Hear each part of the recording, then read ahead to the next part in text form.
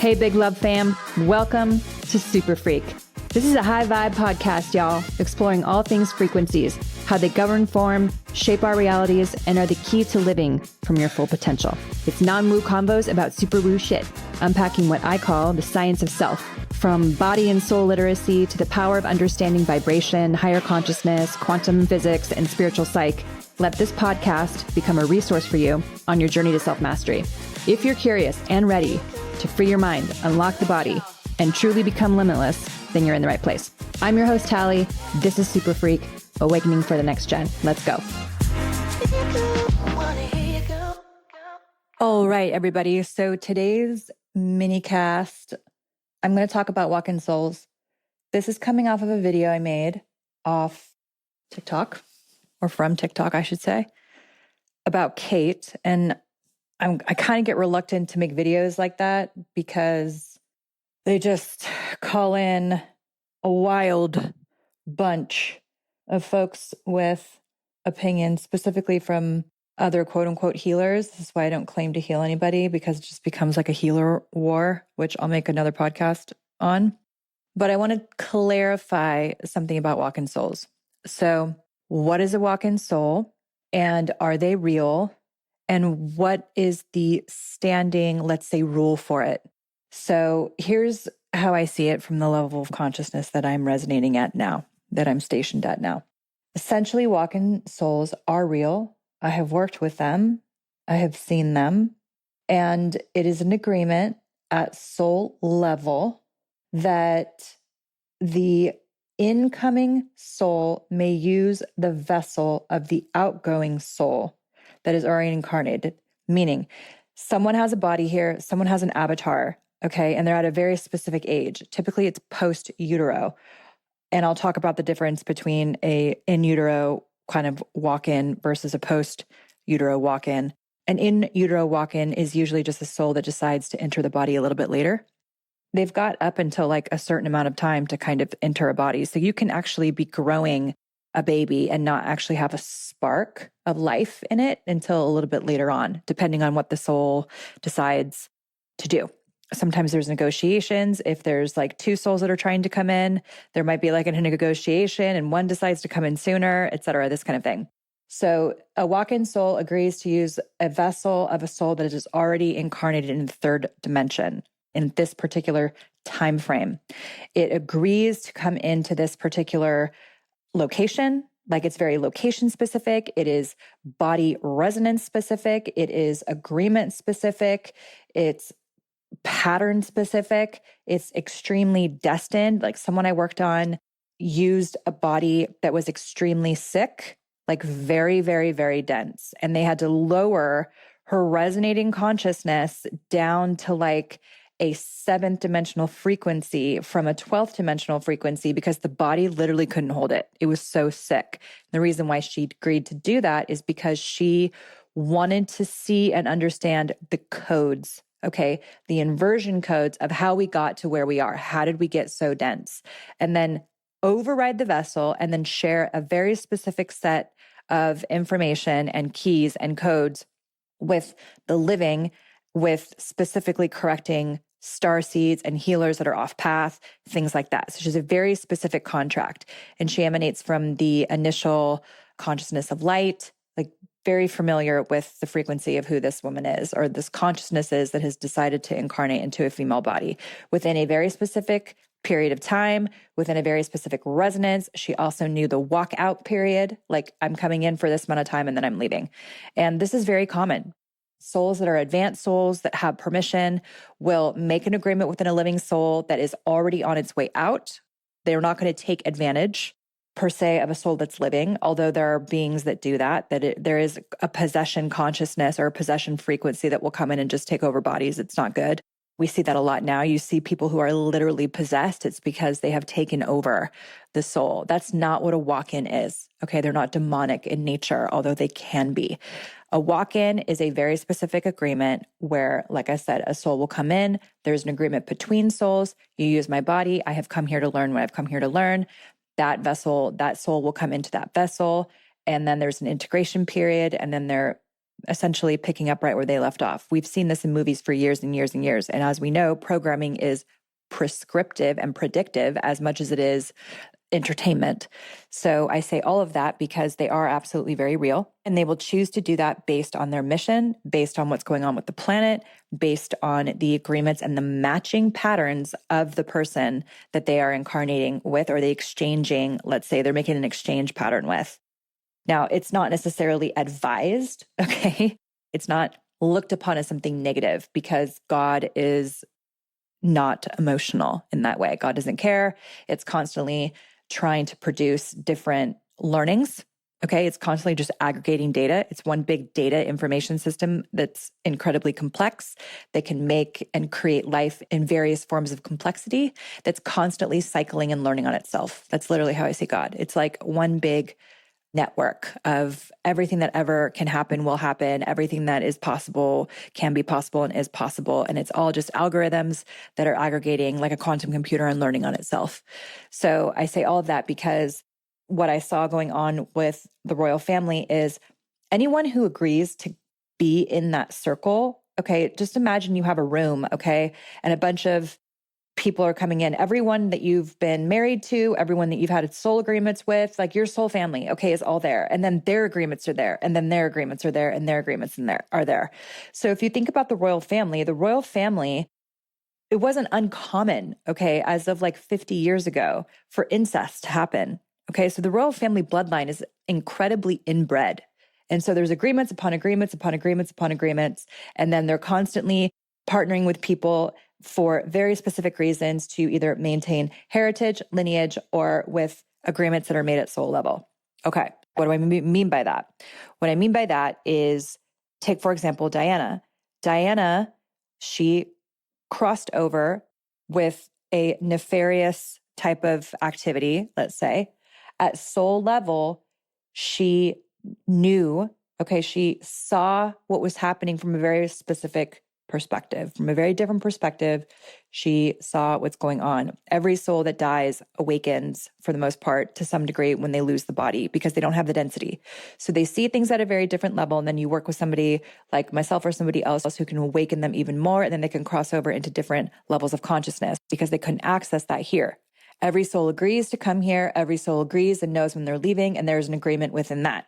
So the reason why I'm saying, for example, Diana, it wouldn't be uncommon for her to actually reincarnate quickly into a matching frequency, right? A matching alignment, or the queen or whatever, because the souls within the family system are going to be recycling, kind of. They're just kind of recycling through bodies, through various different roles within the family system, like we all have.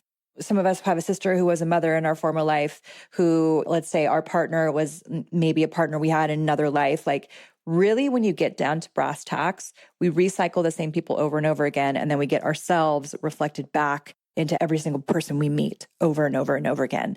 You're literally the only character in the movie. Everything else is just an AI projection for you to interface with and experience life with and grow from. So it's all about evolution. So what would Diana have to learn if she came back in, let's say, as a walk-in soul or reincarnated into a daughter of or granddaughter of her son or something like that, right? What would be the advantage for her?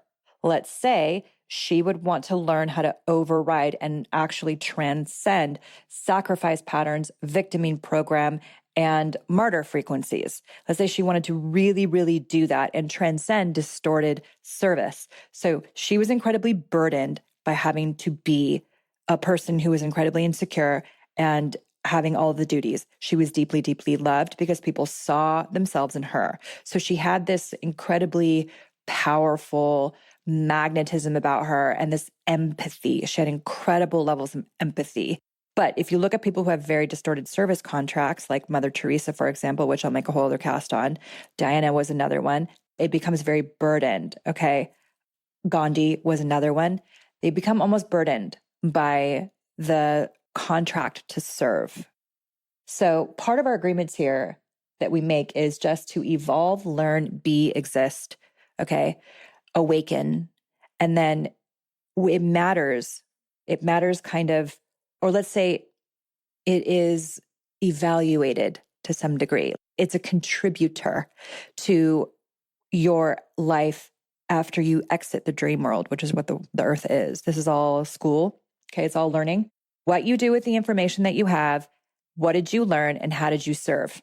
Those things are evaluated to some degree. They're kind of against, okay, your prior lessons and your prior existences and learnings and bodies and lifetimes. Those are measured against those things. Did you learn? Did you evolve out of those patterns, or did you repeat the same thing? And the soul will be like, damn it, I want to go back and do it again because I want to override this, and this. Okay, great. Your pool to be able to do that, your availability based on the level of resonance that you're at. It's not emotion, it's not judgment, it's not shame, it's not guilt. It has everything to do with the level of awareness that you're at. You cannot fly an F-150 plane if you do not know how to fly that plane. Okay? It's very simple. It literally has to do about awareness, your level of consciousness that you're stationed at when you depart the body, when you exit the body, and then you move to the other side, and then based on like as above, so below, okay? Based on your level of resonance here determines the level of awareness that you go beyond the veil. That being said, let's say you're resonating on a 6 here. When you leave, this is just hypothetical, okay? It's not like you're getting shamed or guilted for not being awake and you're going to be measured and there's a measuring stick and there's someone who's going to put you in a hell space. That's not how it works. I'm just saying if you get bullied here, you would get kind of pushed around on the other side as well. So as above, so below. It's literally, there's a reflection. Everything is a mirror. So let's say you're resonating at a 6 here and your level of awareness is at a certain place.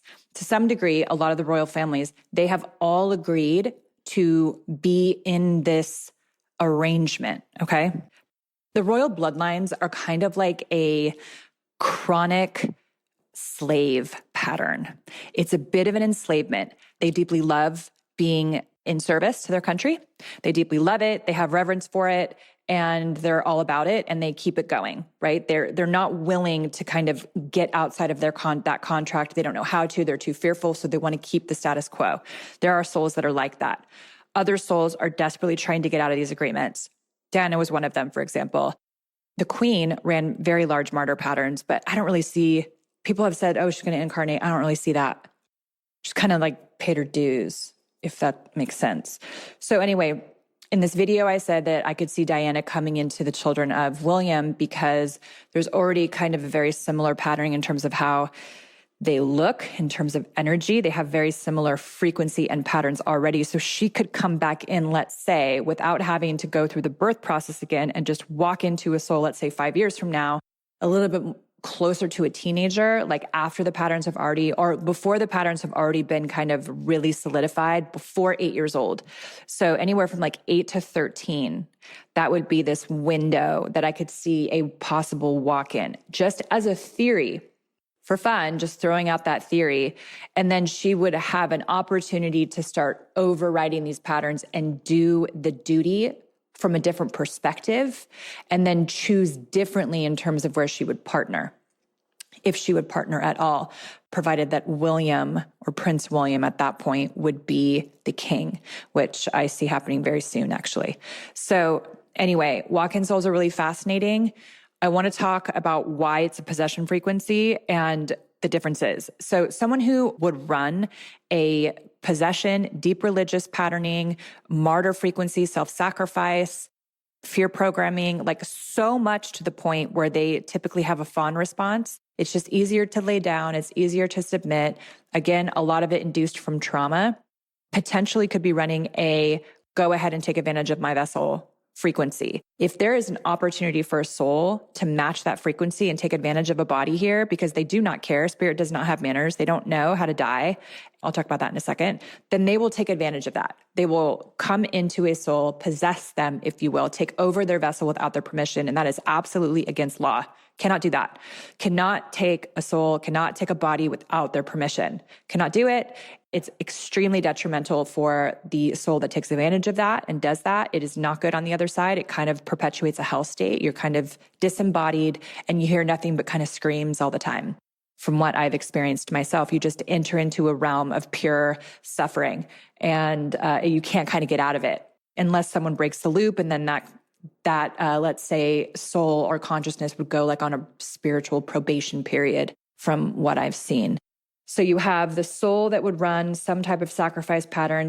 It could also be like a mental health pattern where there's deep levels of psychopathy or deep levels of narcissism, or let's say a soul has really, really taken advantage of the weak and the vulnerable in a past life. And then let's say they would have to experience in this life what it would be like to have their body and their vessel taken over. Everyone is going to experience everything else eventually.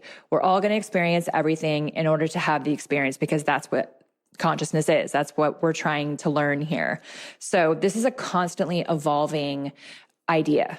Nothing is ever fixed. There is no one way, even with the information I'm giving. I'm constantly just sharing what I know in the moment and then moving on and then evolving that information and learning from it and evolving from it and whatever, right? It's just constantly learning because consciousness is constantly learning.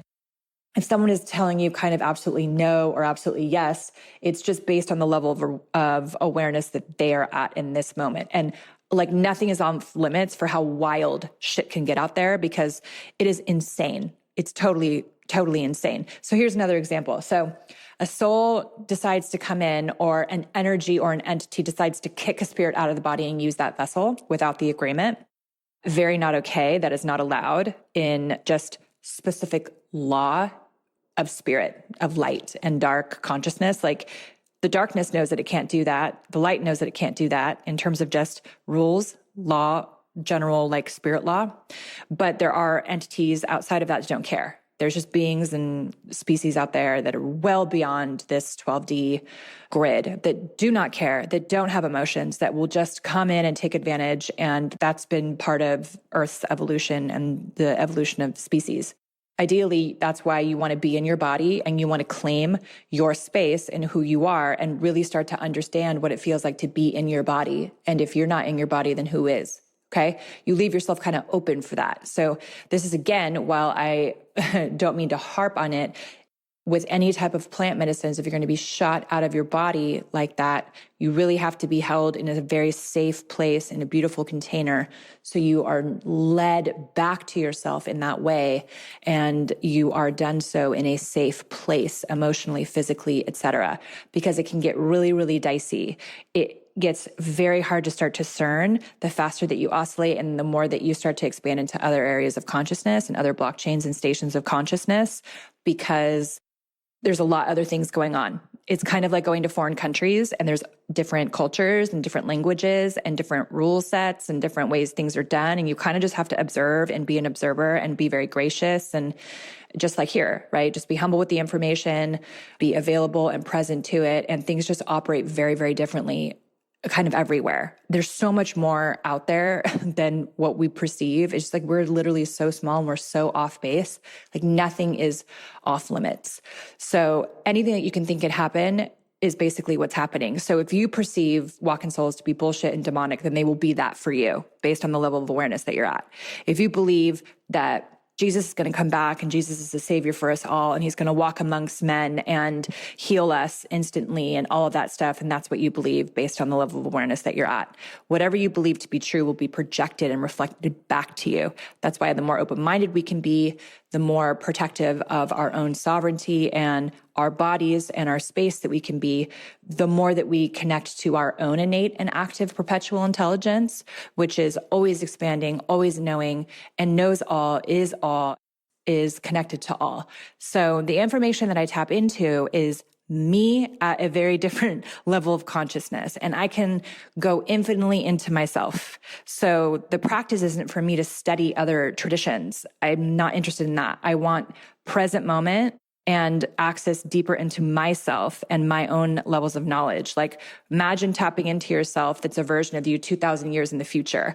I want to know what she's thinking. Shit, I don't care about 200,000 years ago per se, because it's all going to be the same in a non-linear experience. So if information is just cycling on itself and I'm tapping into myself in a version of me that's 2,000 years, let's say in the future of linear time, that information is already going to have the availability of what has happened for the last 2,000 years.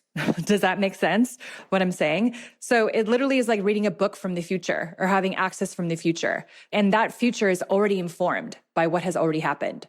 Does that make sense, what I'm saying? So we'll see what happens with all this stuff. We'll see what happens with soul. We'll see what happens with the royals. We'll see what happens as these systems continue to break down and fall apart amongst us, because anything that isn't for us is not going to continue in this evolutionary period that we're in, which is about coming back to ourselves and being a reflection of the light.